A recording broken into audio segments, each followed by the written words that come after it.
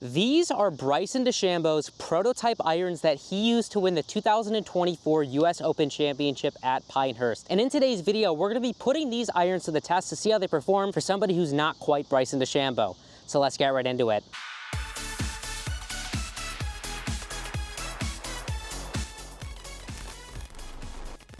Right guys, so it's no secret that Bryson DeChambeau is quite the tinkerer when it comes to his golf equipment. He's likely tested thousands of different products up to this point, but earlier this year he made one of the most interesting gear changes that I believe the golfing world has ever seen. On Tuesday of the Masters back in April, the USGA deemed his latest experiment conforming, a set of 3D printed irons with bulge on the face, and immediately he was gaming them in a major championship. Now with these new irons, Bryson went on to finish tied for 6th at the Masters, 2nd at the PGA Championship, and ultimately went on to win his 2nd major and also 2nd US Open at Pinehurst. Now, face bulge itself is nothing new in the equipment industry, at least when it comes to woods. What it is essentially a curvature of the club face from heel to toe that helps mitigate the gear effect of an off-center strike. Now, if you don't know what gear effect is, it's essentially the way that the face twists with a strike off of the CG. Depending on whether you heel it or toed it, the face will either twist open or close and create an opposite spin effect and in turn curvature of the golf ball. So essentially without the correct bulge design on a driver or fairway wood face, your toe misses would hook a lot more and your heel misses would cut a lot more than they do with modern golf clubs. Now the reason 99.9% of irons are flat face is because they impart enough backspin to mitigate excessive side spin and in turn curvature of the golf ball on off center or off CG strikes. That said, the reason Bryson wanted to add bulge to the iron faces of his set is that he felt at his higher speeds, specifically in the longer irons of his set, that the off-center strikes were creating enough negative gear effect or overcorrection to warrant adding the bulge. And these irons that you're gonna see on screen right now are a result of his belief. They are a completely 3D printed set of irons that have been designed in CAD to have progressive bulge on the faces. So the 5 iron has more than the 6 has more than the 7, etc., etc. Now in theory, this set sounds like it could be awesome and possibly a game changer for the entire game of golf. But the question that really begs to be asked is how will these irons perform for the average person? And that's what we're gonna find out in today's video. So we're gonna be testing these irons off of grass using GC Quad in Bryson's actual specs. The only difference is that these irons are built up to a standard 7 iron length and Bryson plays his at a standard 6 iron length. That's it. The grips, shafts, head design, lofts, everything is the exact same. And I'm not gonna lie to you guys, I've probably never been more excited than I am to test these irons, so let's get to it. Really quickly guys, something I just wanna clarify is that the irons in this video are the Bryson specific prototype model. It is not the same as Avoda Golf's retail model. The retail model is flat face, Bryson's obviously a bulge like we talked about. Now, I was able to briefly test their retail model after the filming of this video, and I was pretty impressed with those. So if you wanna see a video on them, let me know in the comments down below. Additionally, if you're really interested in getting a set of those, they actually gave me an affiliate link that I will put in the description below, and it's gonna give you a little bit of a discount on those irons. All that being said, we're focused on the Bryson prototypes today, so let's get back to it. Alrighty guys, so we are all warmed up, and the way we're gonna work through this testing is we're gonna start with pitching wedge, and then we're gonna go to 7 iron and 4 iron, but we actually have 2 7 irons. We have both the bulge face 7 iron and also a flat face 7 iron as well, both built up to the exact same specs. So we're gonna be able to see kind of how those contrast and compare against one another. But nonetheless, like I said, warmed up, and we're starting with the pitching wedge. Obviously, try to hit a few different shots. We got Brandon here from Avoda. He's really gonna kind of help answer any questions I might have, you know, when I'm going ahead and hitting these. So obviously single length, which is different. This is long for me with a pitching wedge. Taking a look down at this thing, there's no offset on this. I'm not even gonna call it minimal. If anything, there's onset. I really like the shaping because it's very straight top line, very straight leading edge. This is exactly how I want an iron set to look, because for me, when I'm getting down to irons, these are distance clubs. I don't really like to see a lot of roundedness, so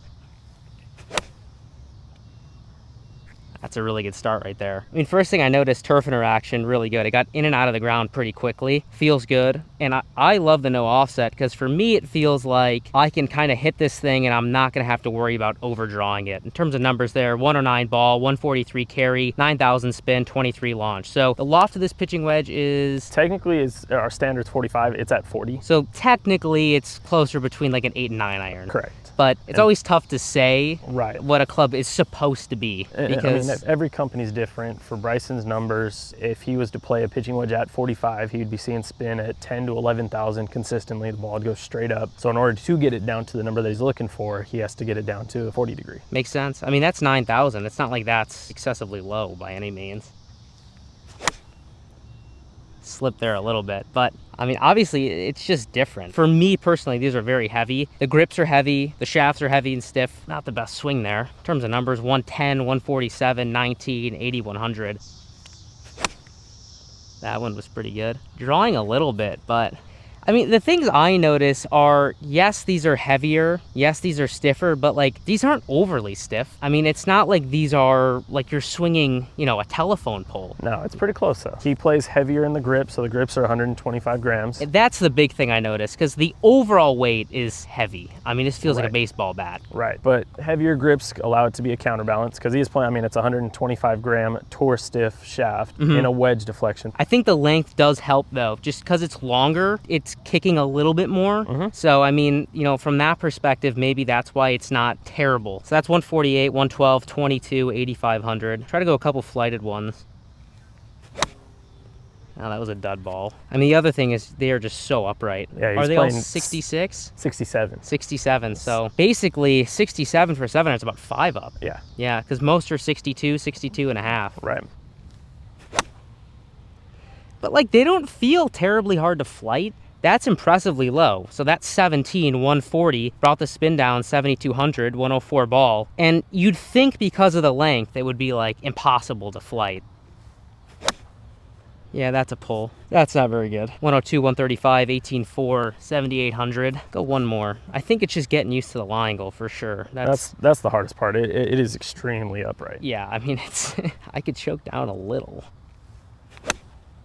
Yeah.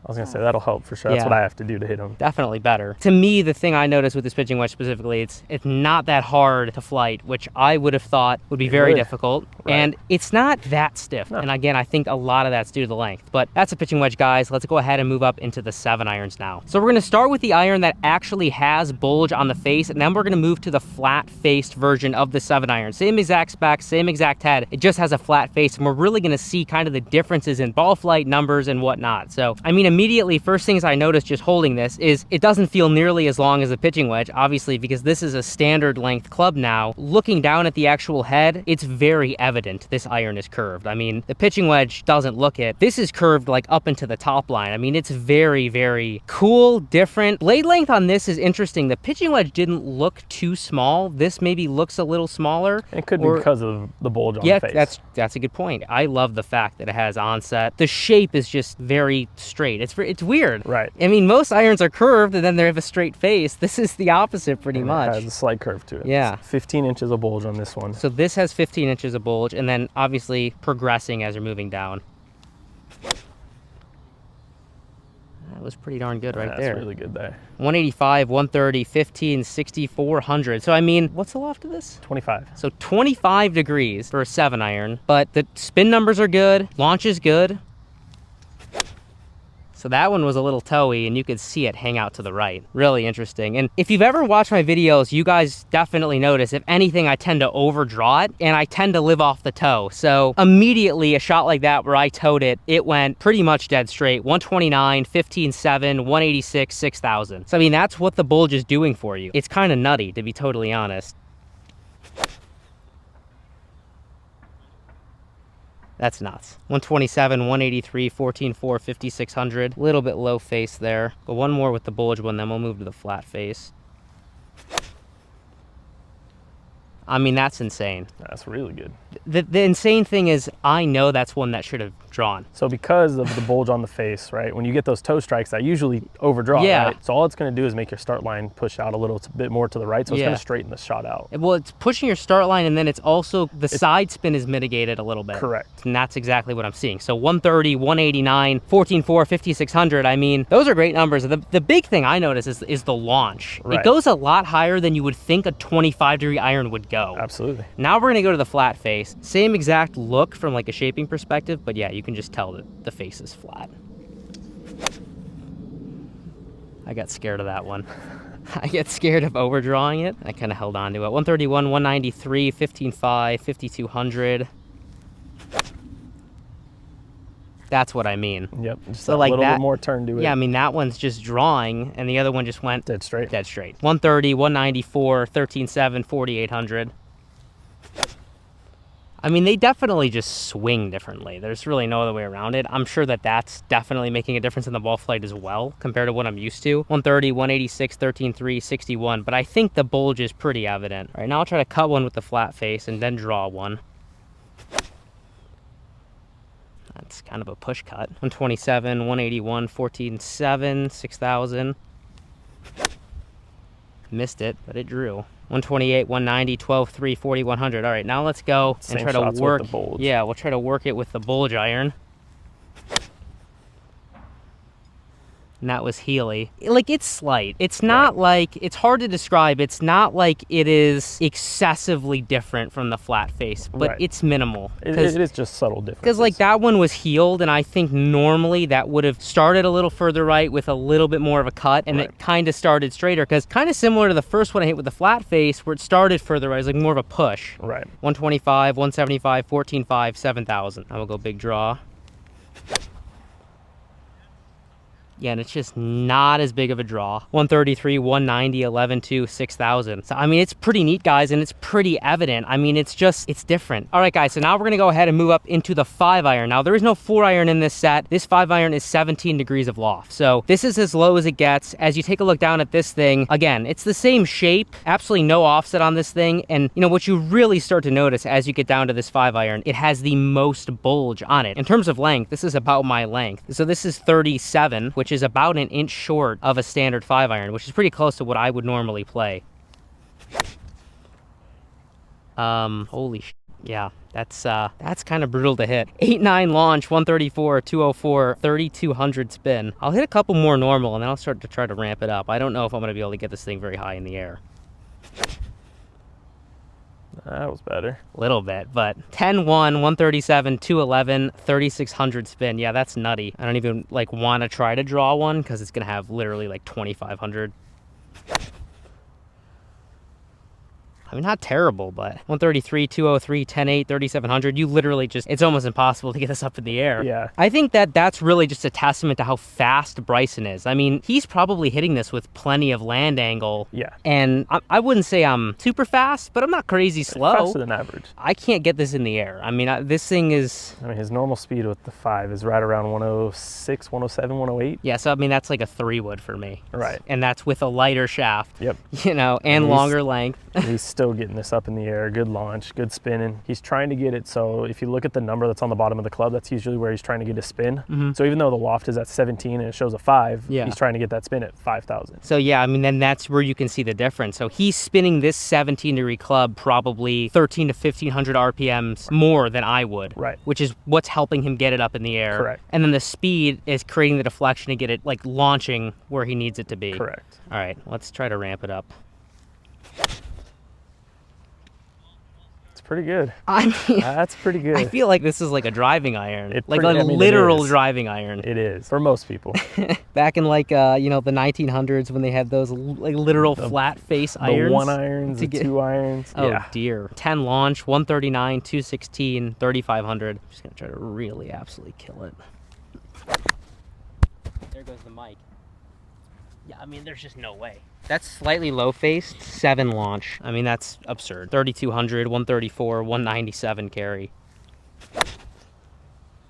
Yeah, no shot. 8.3, 137, 208, 3,500. And I think that's the other thing too. Like, a lot of people might be seeing these and they're thinking, oh, it's a cheat code to golf. Like I said, I'm not that slow. No. I can't even hit this. Like, this would be horrible to play golf with. It just shows that the amount of bulge that we have on the face is perfect for Bryson's swing at that 105, 106, 107 miles an hour. But anybody underneath that, it's harder to hit. And it's not actually going to be beneficial to you. It's actually going to make the game worse. I think it just goes to show like how important getting fit for golf clubs actually is. And obviously you guys do fitting a little bit differently. Maybe it's not the most traditional, but just generally speaking, like I said, this would be horrible to play golf with. but Right. for Bryson, he won the US Open. So it's incredible to play golf with. So guys, that's the irons. Really, really fun to test these. I hope you enjoyed it. But yeah, do not just go and buy stuff because tour players are playing them. Alrighty guys, so final conclusions after testing the Avoda BD Proto irons. I'm gonna try to break this down into both a looks and feel category, and then kind of sum up my opinions on both the bulge design and how Bryson has his actual iron set spec'd out. So looks wise, from a shaping perspective, I think these irons look great. They're an extremely straight shape when you're just looking at the face. The top line is straight, the leading edge is straight, even the toe area is a little bit straighter. That is something I love to see. It makes it feel like these irons are very easy to align. And additionally, they look more like distance clubs because they are not so rounded, say, like your average wedge, for example. On top of that, I absolutely love the no offset look and how it works with my release pattern. I feel like I can release these irons very hard and I do not have to worry about them overdrawing, which is something that I really love. From a sizing perspective, they're not really super small heads. What's interesting is because they have no offset, they almost sort of look bladey when you just see pictures of them, but when you're actually holding them in your hand, they don't really look super small. If anything, I would say the thickness kind of borders that of a CB. What's really odd is the fact that when the clubs start curving, they start to look a little bit smaller. So the pitching wedge does not really look small at all from a blade length perspective, but as you get into that 5-iron, it kind of does look small because the top line is actually curving. Now feel-wise, this was an odd one for sure. Because of the drastic difference in head weight from what is considered industry standard, the head started to feel very, very deep as you got into the longer clubs. Essentially, instead of say having a 235 gram head weight, which is probably around standard for a 17-degree iron, the 5-iron in this set was around 270 grams, so 35 grams heavier than what most people would consider industry standard, and vice versa for the pitching wedge. Basically what that translates to is that the pitching wedge had a lot less mass behind the strike, meaning you could swing it faster and yet still control ball speed because smash factor was a lot lower, but it was pretty much the complete opposite with the 5-iron. This club felt like it had far more mass behind the strike, and it really gave it that sort of deep feel. Sort of if you've ever hit a golf club with a tungsten slug right behind the sweet spot, maybe think of like a P7TW, it felt sort of like that on steroids, if that makes sense. Now that sort of covers the head feel, but where these irons start to get absolutely wild is just the overall heft. Now, in my opinion, the pitching wedge and 7-iron were relatively manageable. Yes, they were stiff, yes, they were heavy, but because of the loft and length, I still felt like I could produce some shots. Cut to the 5-iron, and I am not kidding. I believe that is genuinely one of the most difficult golf clubs I've ever tried to swing or hit in my entire life. The club is technically 1 inch short for a 5-iron, but at the loft, it's probably closer to 2 inches short. The grip itself is about 75 grams heavier than a standard golf grip. The shaft is 125 gram graphite that has been designed to be extremely stiff in terms of profile compared to what I normally play, which is around 100 to 110 gram steel shaft. As you can imagine, it legitimately felt like I was trying to swing a sledgehammer with 17 degrees of loft on it. Now, because of all this, I clearly did not have as much speed as I normally would, say, with a stock 17-degree golf club, think a driving iron or a hybrid or a fairway wood, which is obviously a big issue from a launch and land angle perspective. I mean, if my life depended on it, I was not stopping Bryson's 5-iron on a green. But aside from that, a big issue is also that from a bulge perspective, which we'll discuss because obviously the bulge looks odd down at address, but the ball flight changes are really a testament to how it actually works. Now, the 7-iron with bulge was really cool. I could toe it,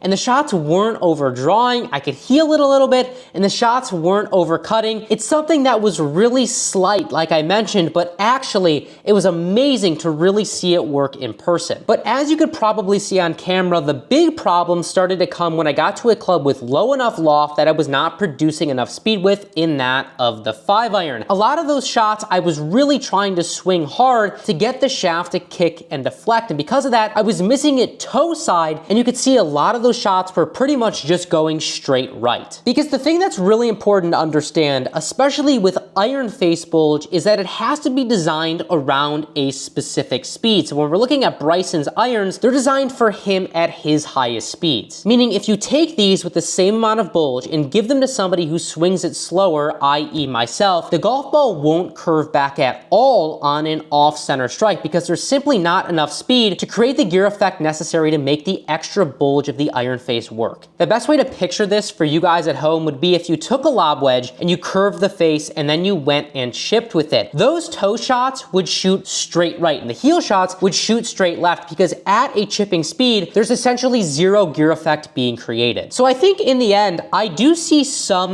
merit to adding bulge to an iron face, but it would have to be uber specific in terms of the circumstances, and likely in clubs, say 2 through 5 iron or any iron that you would never take speed off with. Now, what you gotta remember about the 7 iron is, yes, I did see the bulge helping, but that's also a 25-degree golf club. That's actually stronger than a standard lofted 5 iron, which for me, that's a golf club I would never take speed off with because it would not have enough spin to stay in the air. Additionally, the bulge would have to be meticulously designed around that specific player's speed, and the people who are going to benefit, if at all, are those who are already relatively fast. I'm thinking over 110 mile an hour driver clubhead speed. So in my humble, honest opinion, I think for the majority of people, rather than focusing on trying to buy Bryson's specific irons, thinking they're gonna be some sort of game changer, with his exact bulge specs, you are far better off just going and getting fit and finding a set of golf clubs that is going to allow you to find the center most often. And what you gotta remember as a consumer is that if you find a good set of golf clubs that allows you to find center a pretty decent amount of the time, you're not even going to benefit that much from the effect that bulge has on gearing, because it's meant for off-center strikes. The last thing I do want to cover is about Bryson's lofts. I think a lot of people have this story mixed up and they kind of just think he loft jacks to say he hits his 7 iron further than he actually does, but that's not the case. Now, the way a proper golf bag is designed is you have your highest lofted wedge and your driver, and then it's your job as the player to fit 11 clubs into those yardage gaps between the driver and the wedge. For the majority of people and the majority of irons that are on the market, you have 4-degree gaps at the top end of the bag in the wedges, let's say, and then as you get down to the bottom end of the bag into the longer clubs, usually those shrink to 3 because it's harder to take distance off with those longer clubs. But Bryson does it a little bit differently. His wedges and short irons have 5-degree gaps, and then as you get into the longest clubs, they move to 4-degree gaps. So what you're gonna be looking at is 60, 55, 50, 45, 40, 35, 30, 25, 21, and then 17 in the 5 iron. So it's not that he's loft jacking, it's just that his gapping is a little bit different in terms of how far apart his lofts actually are. So you're probably wondering, why does he do this? Well, it essentially allows him to hit specific spin and carry numbers that a traditionally gap set of golf clubs would not allow. So when you're looking at Bryson's irons and it says, say, 7 on the bottom, it's not necessarily because he considers that a 7 iron. That club just spins 7,000 RPMs. Same with the 9, same with the 5, and so on. And I really hope that clears that discussion up, because I know there's been a lot of talk about it. On top of that, I want to give a huge shout out to Avoda Golf for bringing these irons for me to try. So make sure you go ahead and give them a follow over on Instagram. And if you enjoyed this video, be sure to give it a like. Make sure you subscribe to the YouTube channel and you click that notification bell so you are notified anytime that we post a new video. Additionally, make sure you're following us on our other social media channels, Instagram, Facebook, Twitter, and TikTok. Always great content on those channels as well. We'll catch you in the next video.